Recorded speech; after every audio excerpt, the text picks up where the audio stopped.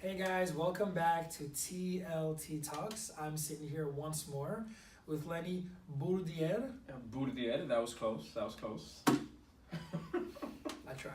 Anyways, so we're here today to talk to you guys about the crazy summer rental market, which is already upon us. I cannot believe it's here, but it is here. For the last, 4 or 5 months, you could have been going to see an apartment.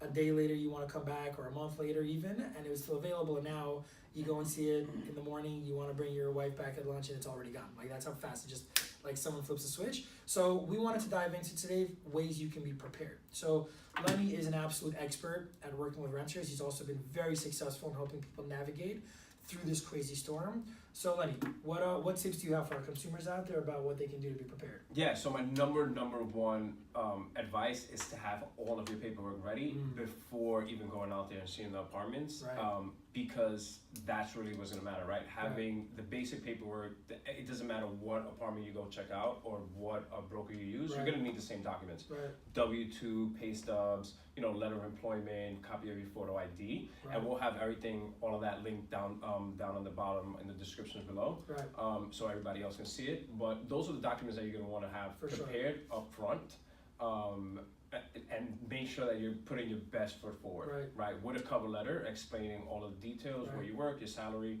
and if there is something that's off, let's say with the credit, or you have a bankruptcy, that's where you disclose it, is on that cover letter of the application. Right, perfect. So what I'm hearing is, it's basically like, this is like your resume. Absolutely, 100%. All right, so guys, what you want is you want one PDF. We'll put it in the comments below, but employment letter, pay stub, bank statement, tax return, really clean. If the employment letter should look really professional. There should be a cover letter, an annual income, terms, etc. I mean, essentially the difference a lot of times for a landlord of which applicants take is very much how they present themselves.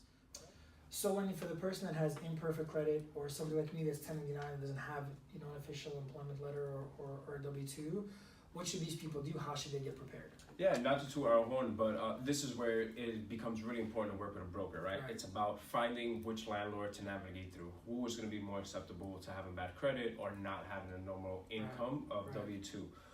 And then it's also about how do you package and present the actual application.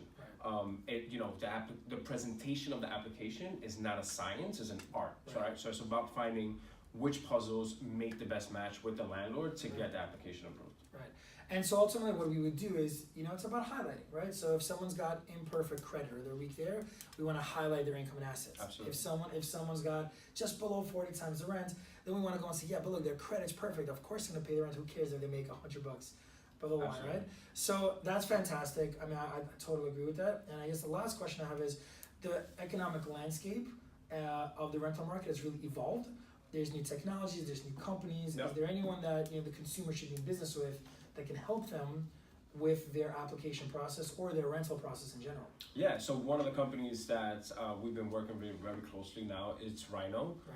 So they help you out if you need a guarantor and don't have somebody that would become that guarantor. They'll guarantee you, and also one of the biggest things is covering the security deposit. So you can, if you have an apartment that's $3,500 and you don't want to have that huge upfront cost, Rhino can cover and insure the landlord that extra $3,500.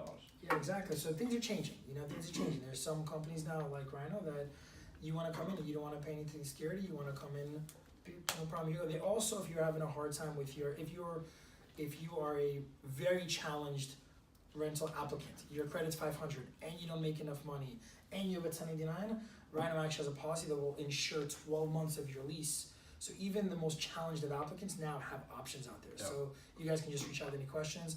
We'd love to hear from you. If you've got any tips, if you've got any questions, comment below. We'd love to engage with you guys. Lenny Burdier. Awesome. Burdier. Everybody is trying to say it down below. Leave a video pronouncing his last name. Burdier. Yep. Burdier. Leave a video announcing it. Thank you for joining us, guys. Till next time.